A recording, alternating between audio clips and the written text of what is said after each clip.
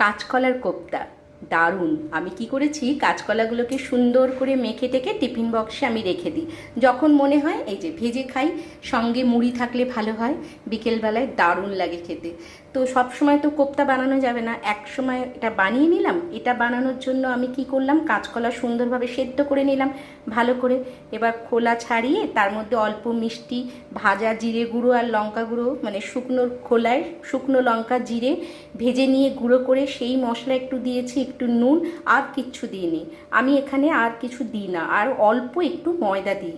কেউ কেউ নারকেল দিতে পারেন, কিন্তু আমি দিইনি।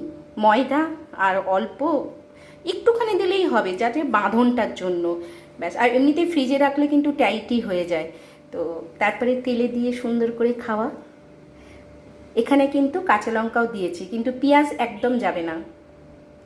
আমি এটা বড়া খাওয়ার জন্যই করেছি, কিন্তু পরে যখন আমি কাঁচকলার অন্য কিছু করব আবার দেখাবো। এবারের কাঁচকলাগুলো আমি শুধু বড়া খাওয়ার জন্য।